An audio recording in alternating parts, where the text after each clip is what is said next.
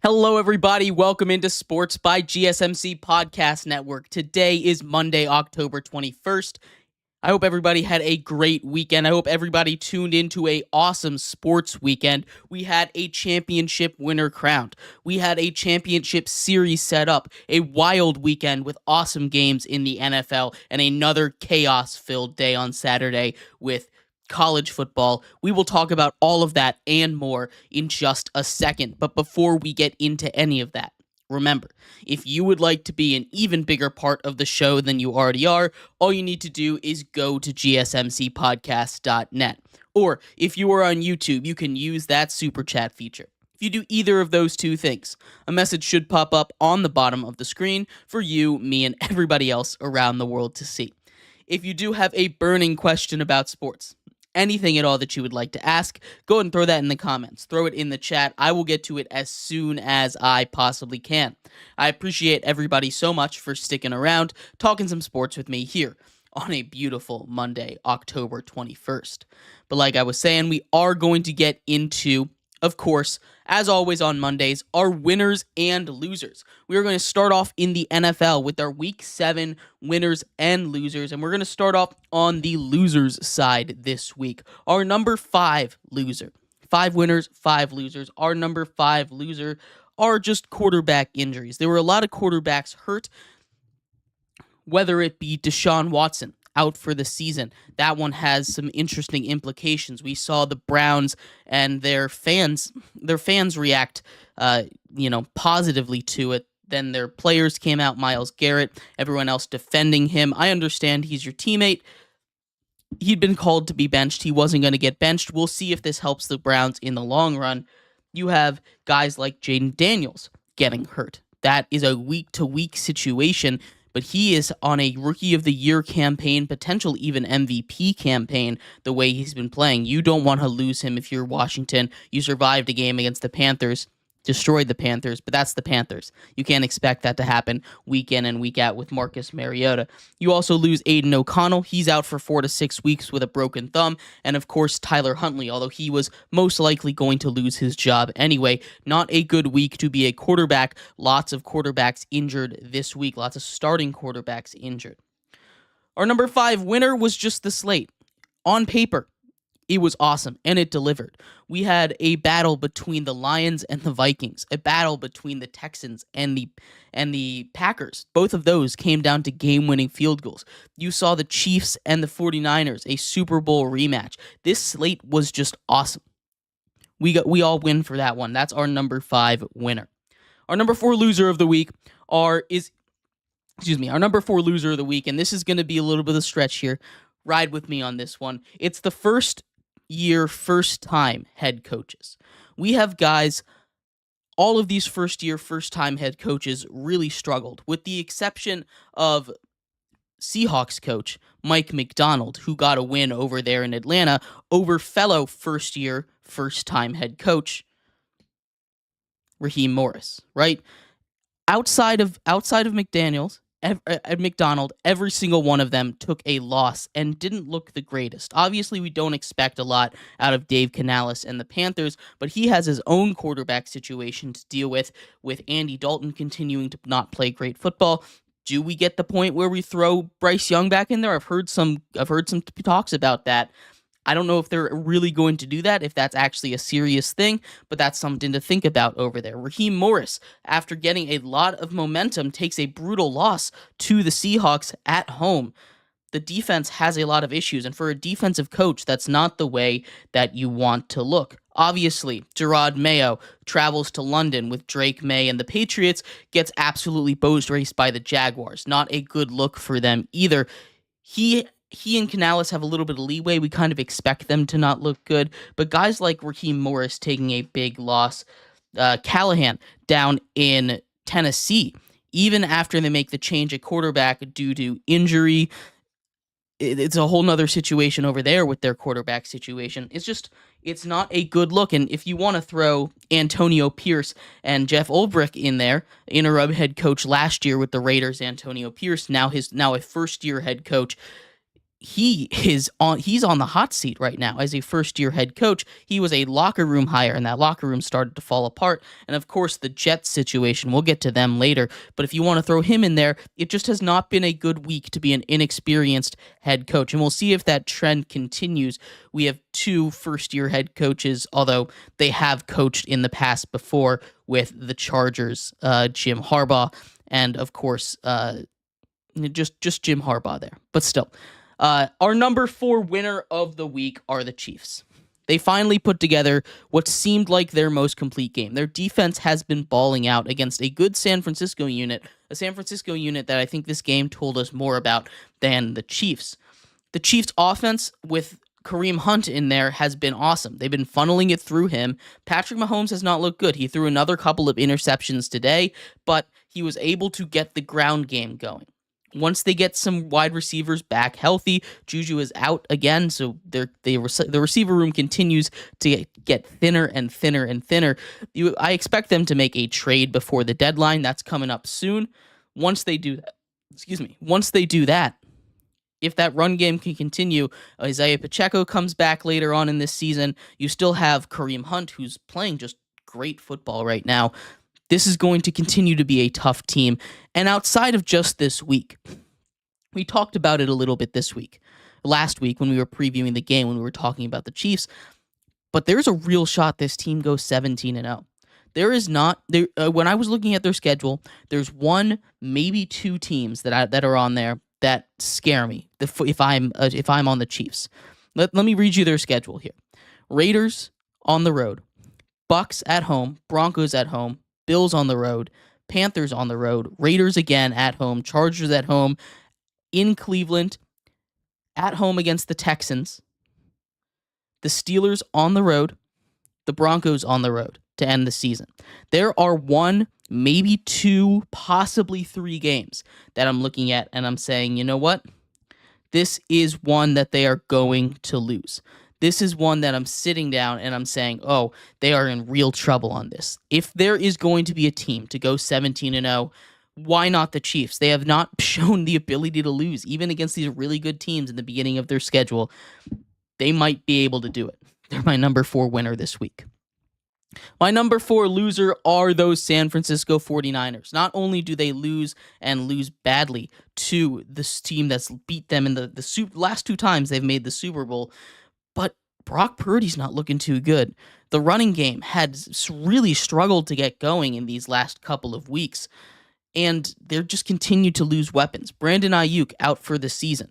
Ricky Pearsall, now wide receiver 1 with Juwan Jennings continuing to be banged up. This is a team that thrives on its offensive weapons. This is a team that prides itself on having that juggernaut super team, Avengers-level offense, and yet it continues to fall apart this season. And this is the life cycle of the Niners. It seems to happen every couple years. They just get hit with the injury bug. But this is a brutal year for that to happen because they need, and when I say need, I mean need to capitalize on this window because they're going to have to start to pay Brock Purdy soon or move on, and they need to make that decision at next year or the year after that at the latest. So this is not one of those years that they can just accept defeat.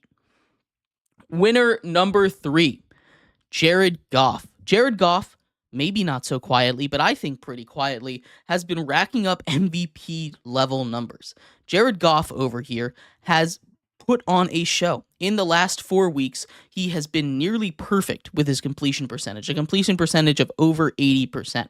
We were talking all about the completion percentage of Jaden Daniels when he popped up out of nowhere, but Jared Goff has been doing that not just against the Bengals and the Cardinals, who have bad defenses, but against these teams with good defenses, teams like the Vikings that they just beat. They have been absolutely tearing it up through the air. Teams like the Cowboys, who may not have the greatest defense, but should be able to slow them down. The Seahawks, whose secondary is not very good, but still, Jared Goff has thrown himself into MVP conversations with these Lions, and he has them on a roll. Jared Goff is the number 3 winner of this week. Sticking with the quarterbacks here, the number 2 loser of the week, that's Justin Fields.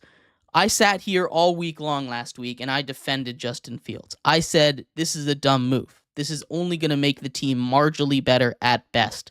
And yet what I saw out there on Sunday night when Russell Wilson took the field was exactly what I was caveating against. It's Mike Tomlin. He makes the right decisions. You don't get to survive 18 years in the NFL without making a lot of these decisions. And all day, all night, on the call, when they were talking about the decision in the first half when Russell Wilson was struggling, they were saying, hey, we have no idea what the right decision is. This was a crapshoot for him, but they wanted to give him a shot, and I'm willing to admit when I'm wrong.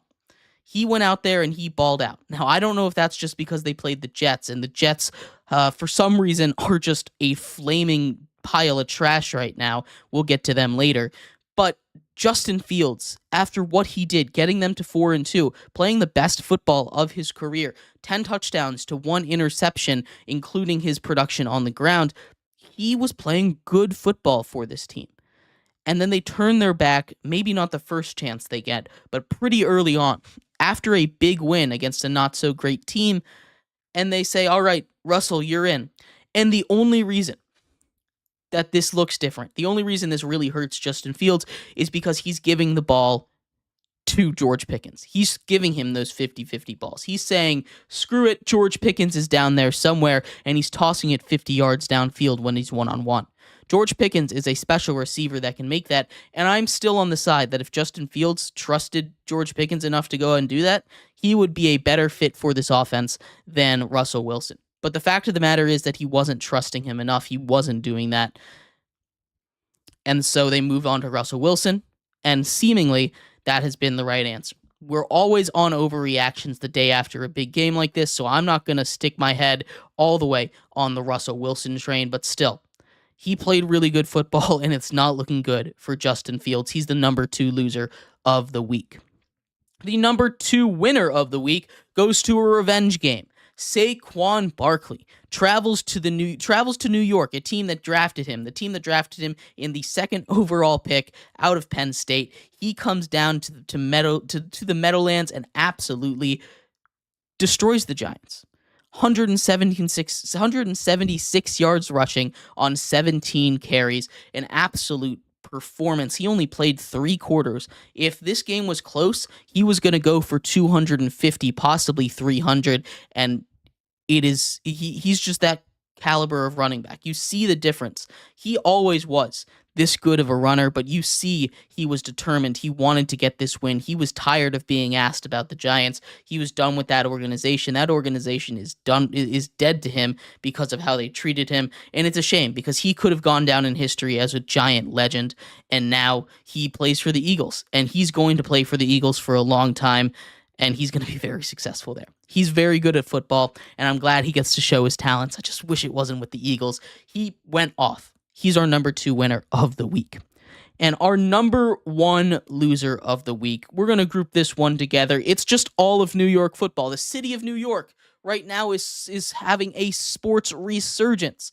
The New York Liberty just won their first ever WNBA title. The Mets and the Yankees were both in the ALCS, were both in the MLB Championship Series, and the Yankees made it to the World Series. This is an awesome moment for New York sports right now, and yet the Jets and the Giants just continue to blunder everything that they have. The Giants have been awful for a reason. We know they've been bad. Daniel Jones is their quarterback, but getting to the Jets, I know I've been foreshadowing this a little bit, but they are just awful right now. They have made 2 straight panic moves. They've fired their head coach. They've looked much worse since Robert Saleh walked out the door. The defense has not been as together as they need to be. That strength that led them to a solid season last year without Aaron Rodgers, the one that let me believe this was a contending team with Aaron Rodgers. The defense has fallen flat on its face. Aaron Rodgers does not have that connection with his receivers. They go out and they get Devontae Adams. It does not help. Aaron Rodgers can't get the ball past the line of scrimmage. The offensive line that was much improved, supposedly, after getting Morgan Moses and Smith from the Cowboys and the Ravens, respectively, this was just a bad performance. This was not the Steelers winning. This was the Jets losing. Breece Hall had an amazing game, but it was all screens. It was check down, check down, check down. That was the only thing that worked. They couldn't push the ball down the field. Allen Lazard might be their best receiver on a team with Garrett Wilson and Davante Adams. Let that sink in. That is a ridiculous sentence to say right now, especially after what all of those guys did last season. And yet, Garrett Wilson seems allergic to catching the football. He has at least a drop a game, and they have all been pretty catastrophic. Davante Adams had a drop on the first play of the game, and he was barely targeted. Now, that's probably because the Steelers were putting extra attention on him, but still, they could not get the ball to him, and that is a concern. The Jets have a lot of problems, and it is not looking good for the future of this team right now. They're our number one win. The New York sports, New York football specifically, is our number one loser. And our number one winner of the week, we actually do stay in New York here. It's Amari Cooper. He gets out of that situation with the Browns. He goes to a playbook with the Bills that he does not know, and he scores a touchdown on his first game. Not only does he join a team that now has the ability to call itself a contender in the Bills again, he goes from Deshaun Watson and now Dorian Thompson-Robinson / Jameis Winston to Josh Allen. And I've never seen a bigger I don't think you can do much of a bigger upgrade really ever in this sport. It was immediate upgrade. You see the chemistry start to form. He caught a touchdown in his first game, and he didn't even know the play. He's going to get better as the season progresses. The Bills and Amari Cooper are the number one winners of the week. But we're going to take a quick break here. Let me know what you think. Any winners or losers that I missed. When we come back, we do winners and losers for college football. Another week of chaos. The number one seed falls. A number one ranked team falls yet again. Craziness all across the AP Top 25. We'll talk about 5 winners, 5 losers coming up next here on Sports by GSMC Podcast Network.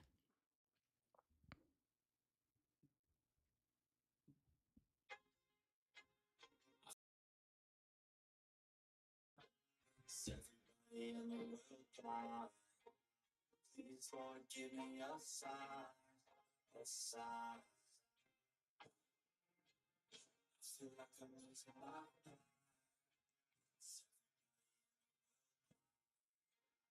Please, Lord, give me a sign, a sign. I want to be the greatest. Everybody on the fake shit. Everybody is the fake. I make it. Everybody on the fake shit. Over one day, I blow up in the basement. Statement. The top is so vacant. Shit that I think are amazing. Waiting for my day when I'm playing. Sold out over 1,000 faces. Dying. Keep my way in the beat of sound. Hitting a place, I'll keep my sound. If I want that shit, then I'll do it right now. I'm losing it, I'm losing fit, I'm losing shit. I'm losing it. You choose to live, I choose to give. You choose to fight, I'm losing grip, I'm losing gift. Oh. I feel like I'm losing my mind. It's everybody in the world. Please, Lord, give me a sign, a sign. I feel like I'm losing my mind.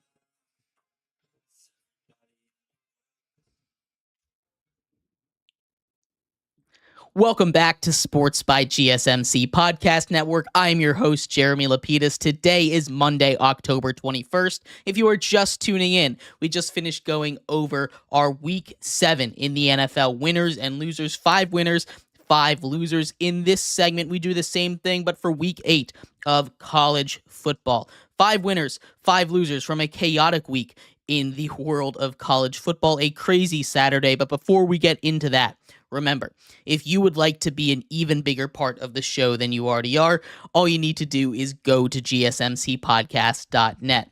Or if you are on YouTube, you can use that super chat feature. If you do either of those two things, a message should pop up on the bottom of the screen for you, me, and everybody else around the world to see.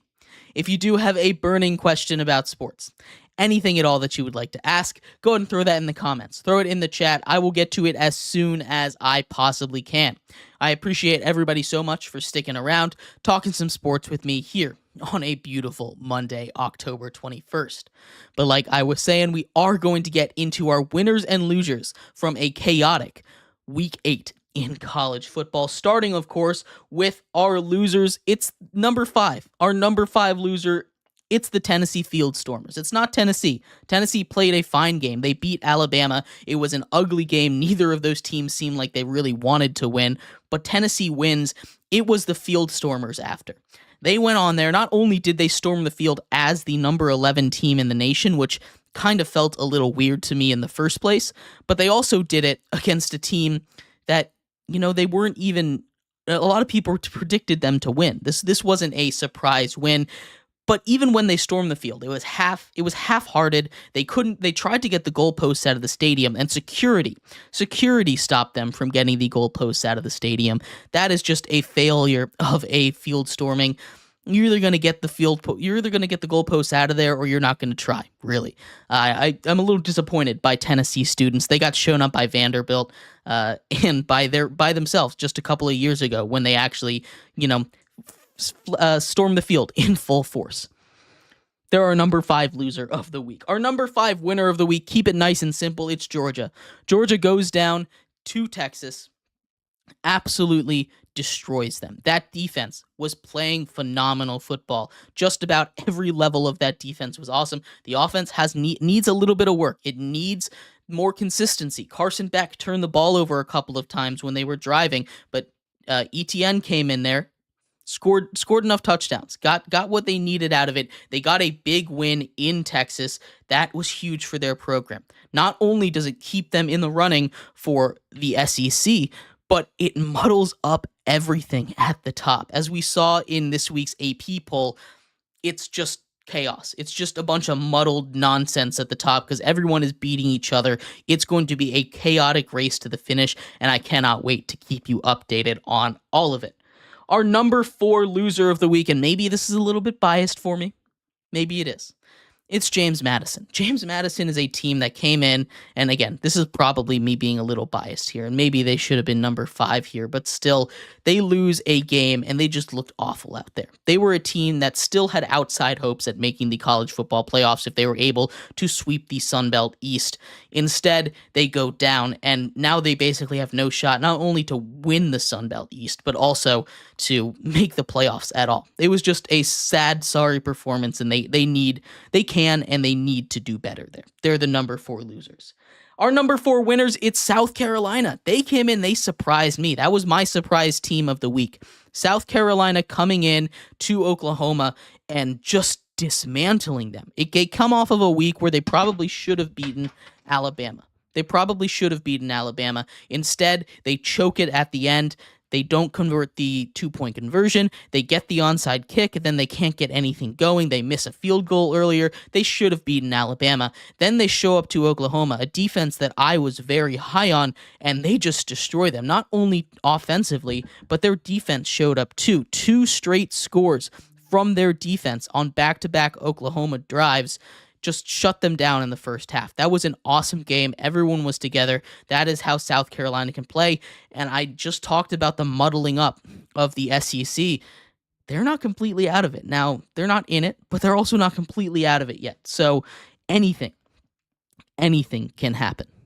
Our number 3 loser of this week of college football, week 8, is the Big Ten depth. And I'll explain what I mean by that. The Big Ten was shaping up to be one of those conferences that, had these hopes to have 4 people show up to the college football to the college football playoffs. They still have Ohio State. They still have Oregon. They still have Penn State. But outside of those big 3, throw Indiana in there if you want.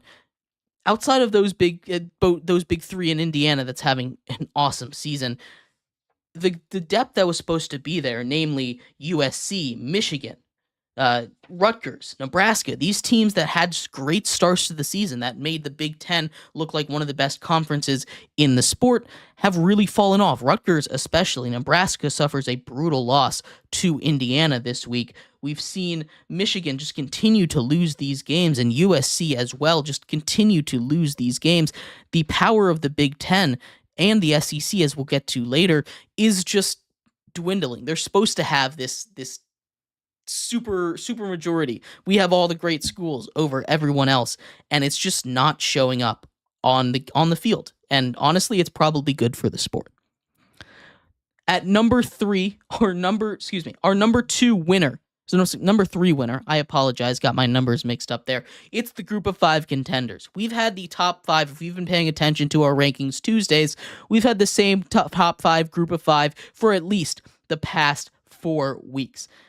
Basically, past 3 weeks, we've had the same group of 5, top 5, led by Boise State, who had a bye week, so they couldn't move up. UNLV plays a good game, not their greatest game, but the service academies, Army and Navy, absolutely dominant. Going up against anybody, just dominating them so far. They've yet to face their toughest test, which is going to be Notre Dame later on this season. They both play them, but still, Washington State continues to play great football. These group of 5 contenders are pushing where there is a real possibility that 2 of them make the college football playoffs. And wouldn't that just be a fitting chaotic continuation for this chaotic season?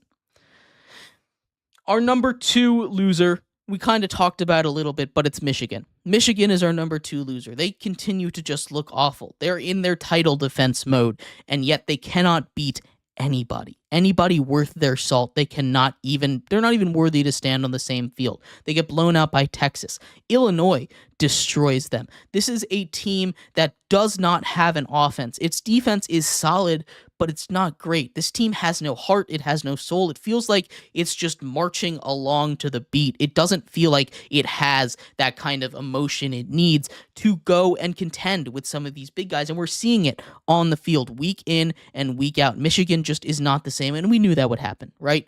With losing their coach, losing a lot of their players, we knew that was going to happen after just winning the championship. But still, I didn't think it would be this bad. I thought they would at least continue to put up a fight in the Big Ten. Not a Big Ten championship level caliber, but still to be able to be in conversation with the top tier of the Big Ten, and yet they're just not. Michigan is the number 2 loser of this week. The number 2 winner of this week, sticking with the Big Ten, it's Curt Cignetti. Curt Cignetti comes over, goes to Indiana, and immediately turns that program around. Turns that program from one of the worst programs in the Big Ten to a team that is all but, if they beat every team other than Ohio State on their schedule, they are a lock for the college football playoff, and that is a big ask. It really is.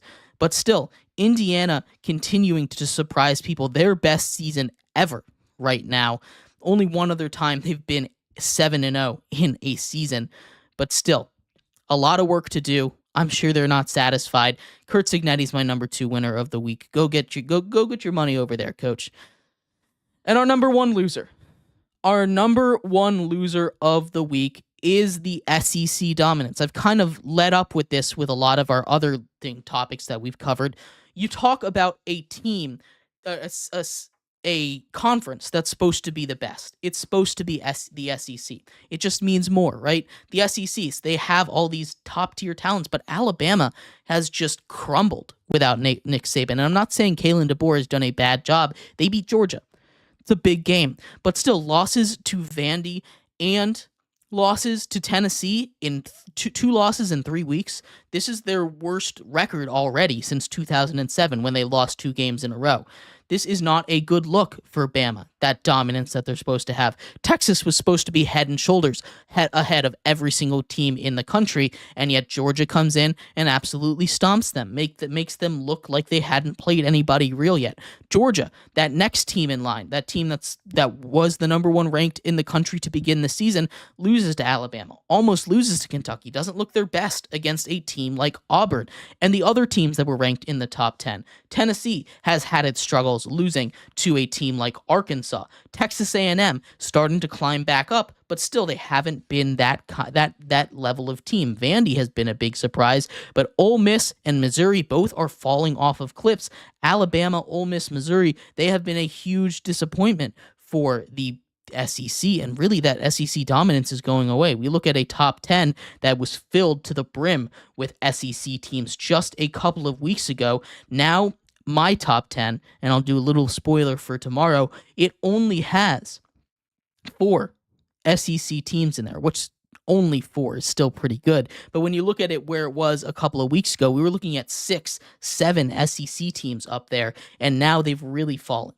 So the SEC dominance is my number one loser of the week. And my number one winner, I've talked about in just about everything. It's chaos. This football season has been the most chaotic college football season that I can remember. No one separating from the pack. No one up top is safe. Anybody can beat anybody. It has been a joy to watch. Chaos is my winner, and I hope it continues to be the number one winner every single week, because my God, has this football season been unpredictable and so much fun to watch.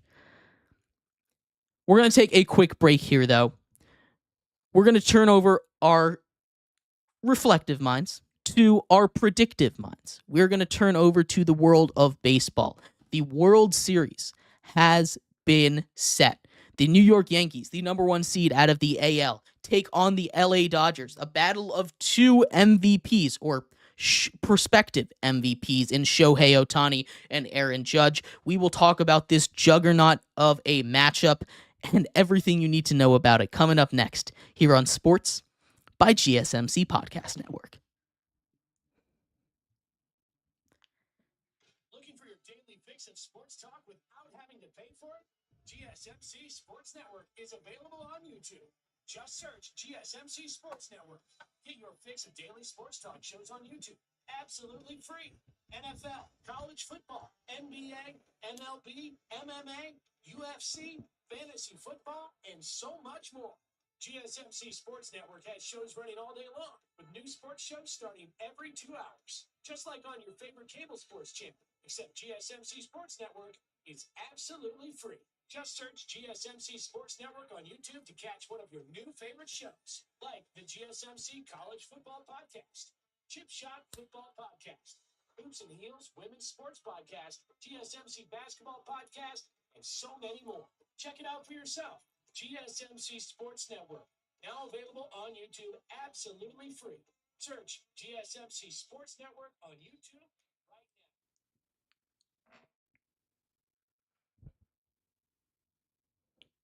Welcome back to Sports by GSMC Podcast Network. I'm your host, Jeremy Lapidus. Today is Monday, October 21st. If you are just tuning in, we just finished going over the winners and losers from both Week 7 in the NFL and Week 8 in college football. In this segment, we turn our attention to the world of baseball. The World Series has been set. The Fall Classic is right around the corner. We have the LA Dodgers coming in off of an absolutely dominant win against the Mets, taking on Juan Soto, Aaron Judge, Giancarlo Stanton, and the New York Yankees. We will break down this series. We will give predictions and much more in just a second, but before we do, remember, if you would like to be an even bigger part of the show than you already are, all you need to do is go to gsmcpodcast.net. Or if you are on YouTube, you can use that super chat feature. If you do either of those two things, a message should pop up on the bottom of the screen for you, me, and everybody else around the world to see. If you do have a burning question about sports, anything at all that you would like to ask, go and throw that in the comments. Throw it in the chat. I will get to it as soon as I possibly can. I appreciate everybody so much for sticking around, talking some sports with me here on a beautiful Monday, October 21st. But like I was saying, we are getting into baseball here. The Fall Classic is set. We have a World Series matchup. Shohei Ohtani, Freddie Freeman, Mookie Betts, and the LA Dodgers take on the New York Yankees. This is going to be an awesome World Series. This is the first time in a very long time. There was a lot of, complaining heading into this playoffs that the teams with a bye continually get eliminated. That has gone away. The number one seed from both leagues have made it to the World Series, and they are playing like those number one seeds. I want to start off in New York, a city that we have talked a lot about and will continue to talk about later on in our show. I want to start with the New York Yankees. The Yankees have a big three. We talk about it constantly when we are talking about whether or not they're going to win a game. They have their big three comprised of course, Aaron Judge, the prospective AL MVP, a man who once again hit over 50 home runs. He is a home run hitting machine, and he is just starting to hit his power stride in the last couple of games of that series against the Guardians. You have Juan Soto, whose 3-run home run in the top of the 10th inning sent the Yankees to the World Series. Juan Soto, already a World Series champion at 24, not even 25 yet. He is, again, leading a team to the World Series, much like he did in 2019 with the Nationals, except now he's a free agent, and we'll get into his free agency later on after the World Series, but still. And that final member, the most impactful member of these playoffs. When I say those two names, you might say who? Who has been more impactful than Juan Soto and Aaron Judge? It's been Giancarlo Stanton. Stanton came in, has been not that good in New York since he got up there. To the chagrin of a lot of these people that gave up so much to get him. These fans have at times wanted him out. He strikes out a lot. He makes hard contact. He makes loud outs. But what he does undeniably when his bat makes contact with the ball is he tears covers off of it, and he has been elevating those balls. Those balls are leaving the yard. He once again was a powerhouse in every single series the Yankees have played in this postseason. Giancarlo Stanton has been the main reason they have advanced. Those big three, if they all continue to play like they were at the end, especially at the end of that series with the Guardians, they are near unstoppable. And that's not getting into their pitching. They have a great top 4 set. Heel at 4. You have Schmidt, you have Garrett Cole. You might even get you might even get some of your guys back that were missing earlier on in this postseason run. Clay Holmes has been awesome. Luke Weaver has been awesome in the bullpen. Clay Holmes, solid over there, but still, this is a Yankees bullpen, especially in the back end, that has been really good. Now, it's tough in a 7-game series, but still, you want to rely on those big three. You want to rely on those starting pitching arms, and they have the ability and the lineup to do that. Some timely hitting from some of the rest of the lineup could also help a little bit, but really what you're looking at is those big three. Now, getting over to the Dodgers, and everything I said about the Yankees can be said about those Dodgers, maybe even tenfold. They also have a big three, led by, of course, the prospective NL MVP, Shohei Ohtani. Shohei Ohtani, who has been amazing. Amazing doesn't even describe how good he's been. In his last 22 at-bats, since he hit that absolute monster of a home run almost out of Citi Field, no one has been able to stop him. Shohei Ohtani, 18 for his last 22. That is hitting over 800. Hitting over 800. He has a hit in over 80% of his at-bats. That is ridiculous. Shohei Ohtani is an alien when it comes to baseball, and he is just starting to hit his stride in the postseason. He started off slow. The Padres could have stopped this from taking over, but I don't think anybody can at this point. And behind him, you have Mookie Betts, a former MVP in Mookie Betts. Mookie Betts, who has also had his stretch of getting some absolute power, leading off almost every single game with the Padres with a home run. This is a dangerous lineup, and you're not even including Freddie Freeman. Freddie Freeman, who has not been in the lineup every single day, but still is a crazy impact player. And unlike the Yankees, they go deep in their lineup. Will Smith at catcher. You have guys all up and down the lineup that can stop, that are an issue. You can't just look at this big three and say, once we get past them, we'll be okay, like you can with the Yankees. This is a Dodgers team that is hitting on all cylinders. This is a Dodgers team that is going to be incredibly, incredibly hard to stop. This is going to be a fun series. The Dodgers have been dominating in their games that they won. The 4 games they won versus the Mets, their smallest margin of victory was 5 runs. That's not normal. Their offense has been just lighting it up, especially against the Mets. And we've seen the Yankees have some issues with giving up runs. Now, they have been able to keep pace. That series with the Guardians was so much fun to watch. They get out in the end in 5 games.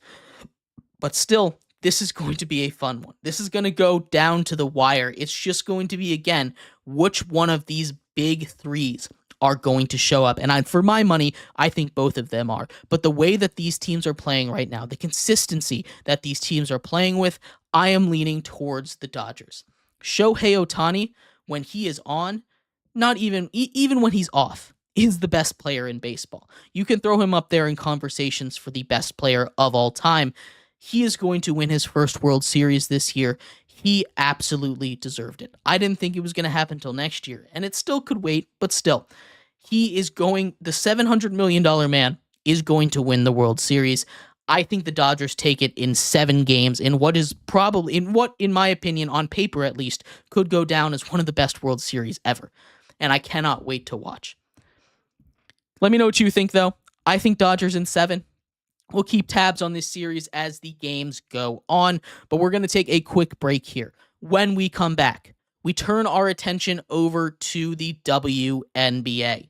A championship series has ended. We have a new champion, the New York Liberty. We'll talk about that 5-game series, just an all-around incredible basketball series. We'll talk about that, how the final Game 5 went down, and much more. But before that, we'll be right back here on Sports by GSMC Podcast Network.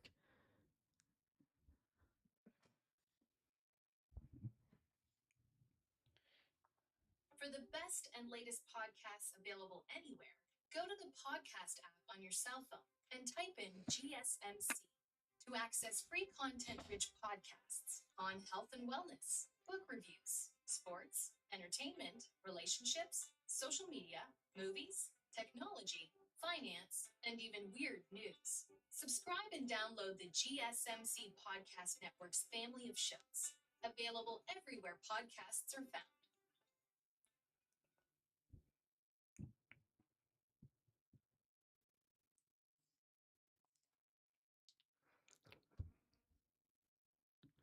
Welcome back to Sports by GSMC Podcast Network. I'm your host, Jeremy Lapidus. Today is Monday, October 21st. If you are just tuning in, we just went over the preview for the World Series. The Fall Classic starts up later this week with the Dodgers taking on the New York Yankees. Should be a lot of fun. I have Dodgers in 7. In this segment, we turn our attention to a championship series that has just ended. The WNBA just had one of its most eye-opening seasons and awesome finals. Just as basketball fans, it was an awesome finals. All 5 games were competitive. 2 went to overtime. 1 ended on a half-court buzzer beater. So much fun. We'll talk about that series in just a second, but before we do, remember, if you would like to be an even bigger part of the show than you already are, all you need to do is go to gsmcpodcast.net. Or if you are on YouTube, you can use that super chat feature. If you do either of those 2 things, a message should pop up on the bottom of the screen for you, me, and everybody else around the world to see. If you do have a burning question about sports, anything at all that you would like to ask, go ahead and throw that in the comments. Throw it in the chat. I will get to it as soon as I possibly can. I appreciate everybody so much for sticking around, talking some sports with me here on a beautiful Monday, October 21st. But like I was saying, we are going to get into the WNBA Finals. The New York Liberty secure their first ever title. An awesome season by the Liberty where they earned the number 1 seed, only lost 7 games overall in that series, 33-7 overall on the season. A huge win for that team that was stacked. It really was. This was just an awesome basketball series. You had everything you could possibly want. You had massive comebacks, overtimes, buzzer beaters, anything you could ask for in just a 5-game series. That was awesome. I wish it went 7, honestly.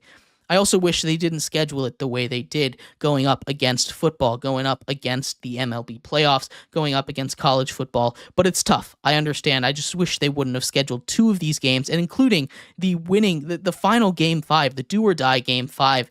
against Sunday Night Football on a Sunday. It just doesn't make a lot of sense to me. But getting past that, this series was awesome. Like I said, game one, we saw the Lynx come back from 18 points down, force overtime, fall just short. Brianna Stewart played incredible all season long, and all series long, and of course Sabrina Ionescu, who hit the winning game 3 on a buzzer beater from half court. One of the most clutch shots, not just in the WNBA history, but in NBA history, to win a finals game like that. All 3 of the New York Liberty's wins came either on that buzzer beater or in overtime. So this was a series that they clinched by the hair on their chins. This was this was just a really close series through and through. The only blowout games, there was one of them in game 2 where we saw the Minnesota Lynx just not let the Liberty show up in this one. Or excuse me, the other way around. The Liberty not let the Lynx show up. The Minnesota Lynx were able to take game 1. This was, again, probably one of the better series just in basketball over the course of the last 10 seasons or so. It was a lot of fun to watch. Now, overall, the WNBA did end up losing some money here, which sucks. They lost $42 million on the season, but I think this was a win for their season, for their future, right? You got a lot more eyes on the sport, a lot more eyes on the product, and people were able to see, hey, this is not just like a secondary product. There's some really, really good basketball players here. And I think this is good for the future. Now, for losing $42 million is not very good, but they have yet to make money yet in the history of their organization, and I think that changes soon. With the amount of talent that's coming in from college basketball, the explosion of it over there, and women's college hoops, as well as the explosion of, just the WNBA in general. With the way this season ended and the way the amount of momentum this season had, I think it's looking up. They just need to work on their scheduling a little bit. But a lot of good coming out of this series, of this season, and I can't wait to see what happens next year in the WNBA. The Liberty secure their first WNBA title, a huge moment for New York, as New York sports is in the spotlight right now. But we're going to take a quick break. When we come back, we have 2 Monday Night Football games, not just one, 2. We have a doubleheader tonight. We'll break down both of them and more coming up next here on Sports by GSMC Podcast Network.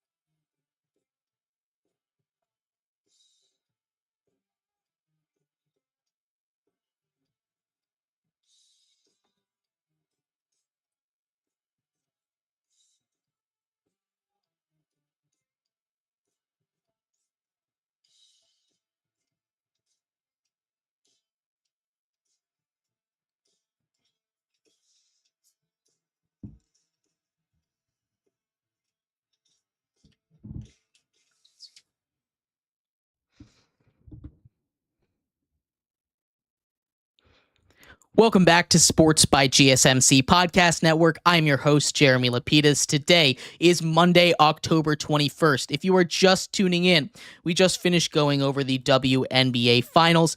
In this segment, we turn our attention to the Monday Night Football doubleheader. But before we do that, remember, if you would like to be an even bigger part of the show than you already are, all you need to do is go to gsmcpodcast.net. Or if you are on YouTube, you can use that super chat feature. If you do either of those 2 things, a message should pop up on the bottom of the screen for you, me, and everybody else around the world to see. If you do have a burning question about sports, anything at all that you want to talk about, go and throw that in the comment. Throw it in the chat. I will get to it as soon as I possibly can. For instance, Andre brings up that Sangoon just got $185 million from the Rockets. I'm holding off on the NBA because the NBA season kicks off tomorrow, and we're going to do a full preview of that after we do our rankings and stuff. So tomorrow we'll do our rankings. We'll go over all the contracts that just took place today and an NBA season preview tomorrow. So we'll talk more about the Rockets giving out contracts to Sengun and Jalen Green, Wizards giving out contracts to Corey Kispert, and much more later on tomorrow. But thank you, Andre, for that. I hadn't seen that yet. But in this segment, like I was saying, we are going to preview our Monday Night Football doubleheader. Final segment of the show, we have two games. Both of these, I think, should be entertaining. Entertaining for different reasons, but they both should be entertaining.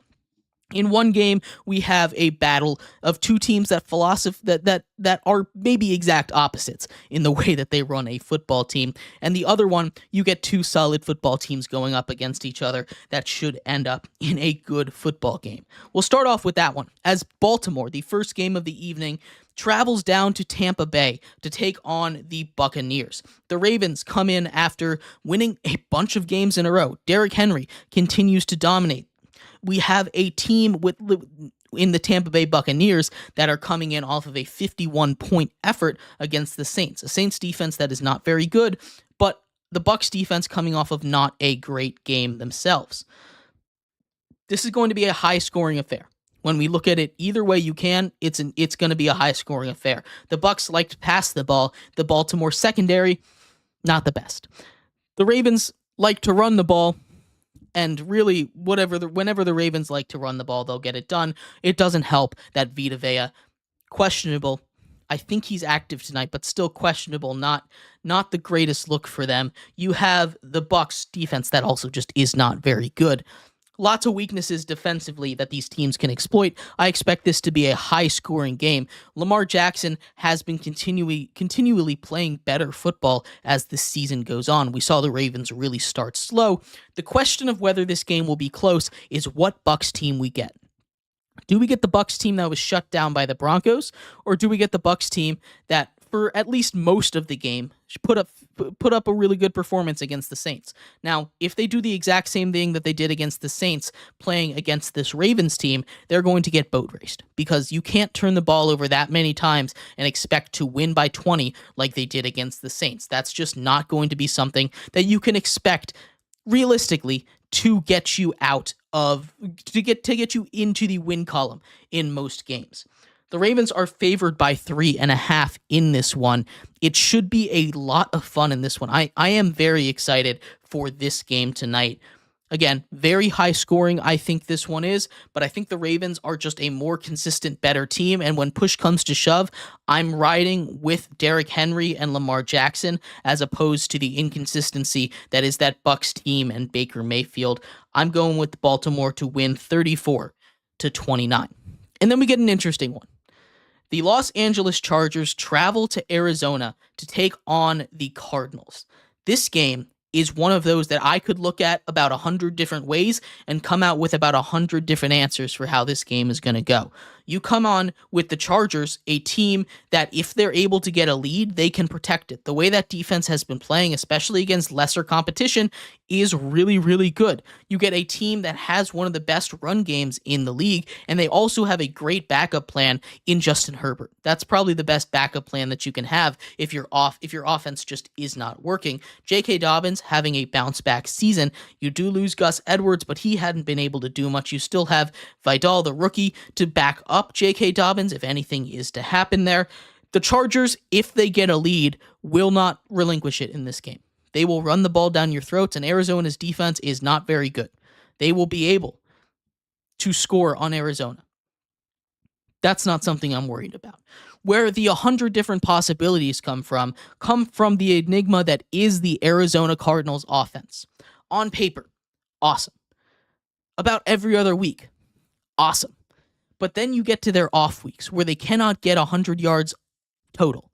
You get to their off weeks where they can't get anything going on the ground, despite the dual threat quarterback in Kyler Murray and a really good running back in James Conner. They can't get anything going through the air, despite awesome rookie Marvin Harrison Jr. and, the cavalcade of other options that they have through the air. they're just not able to get it going some weeks. So I don't know what Arizona Cardinals team we're going to get. This Chargers defense, while not an elite unit, is not a pushover by any stretch of the imagination. This unit is a good unit. If you give them a lead and they feel comfortable, they can and will lock you down. Am I going to sit here and say, oh, they're 100% going to lock you down? No way. Not a shot. But still, we take a look at the way that the Chargers are. We take a look at the way the Cardinals are, and I think the Cardinals are due for one of their good offensive days. This game, I think, is going to come down to a field goal, and neither of these teams have the greatest special teams, but still, I think this game is going to be very close. The Chargers are favored by 2 on the road. I'm inclined to lean towards the Cardinals just a little bit. I think their offense is going to have one of their good days. Maybe that's me just being high on the Cardinals here. I don't think that Chargers defense is anything that can shut them down just point blank. And I think Kyler Murray is going to have one of his good games, or at least James Conner will. These are both teams that can be scored on. Both of these games have the ability to be very high scoring. I'm taking the Arizona Cardinals to win a nail biter 23-24. But let me know what you think of these two games. I'd love to hear your thoughts on anything that's happening tonight. Tomorrow, make sure you tune in. Not only is it our Rankings Tuesday, but we also have the preview of the NBA season. We'll talk about all the contracts that were given out. We'll do a playoff prediction and, of course, a NBA championship prediction as well. So make sure you tune in tomorrow for all of that and more. You have been listening to Sports by GSMC Podcast Network. I've been your host, Jeremy Lapidus. You all have a great rest of your day, and I will see you same time, same place tomorrow. Have a good one. Bye-bye.